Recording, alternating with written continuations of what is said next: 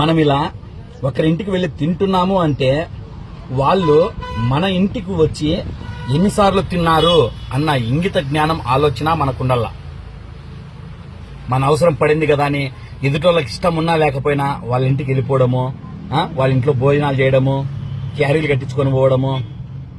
నీకెవనికో బాగలేకపోతే నీ అవసరం నువ్వు చూసుకో. బయట ఊర్లో వాళ్ళ మీద పడేదేంది? ఈ వీడియో ముఖ్యంగా చాలా మంది వేరే ఊర్ల నుండి సిటీలలోకి వస్తారు. వాళ్ళకి హాస్పిటల్లో బాగాలేకపోతేనో, వాళ్ళకి ఏదైనా పనులు ఉంటేనో వస్తారు. ఈ సిటీలో ఉండేవాళ్ళు మీ ఇళ్ళకి ఎన్నిసార్లు వచ్చారు? ఎన్నిసార్లు వచ్చి వాళ్ళు మీ ఇంట్లో చేయగలిగారు? వాళ్ళకి మీరు ఎన్నిసార్లు ఉపయోగపడారు? మీరు వచ్చి వాళ్ళకి ఇష్టం ఉన్నా లేకపోయినా వాళ్ళ ఇంట్లో తినేది, వాళ్ళ ఇంట్లో క్యారీలు కట్టుకునేది, భోజనాలు చేసేది, వాళ్ళ ఇళ్ళకి వచ్చేది, 1 రోజు 2 రోజులు 3 రోజులు ఉండిపోయేది, మీ అవసరాలు చూసుకుని పోయేది. ఇదేనా నీతి? ఇది తినేది అంటద్దు కడుపుకో.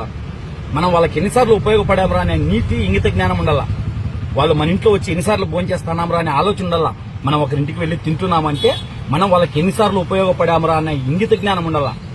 ఒకరింట్లో కంచంలో చేయి పెట్టి తింటున్నామంటే కడిగే లోపల ఆలోచించుకోవాలా, మనం ఎన్నిసార్లు వచ్చి వీళ్ళ ఇంట్లో తిన్నాము, వీళ్ళు మన ఇంట్లో ఎన్నిసార్లు తిన్నారు అని. సిగ్గుసేరం ఉండొద్దు అవసరాలకు మనుషులను వాడుకునే వాళ్ళకి. నీళ్ళు ఒక బతుకులేనా?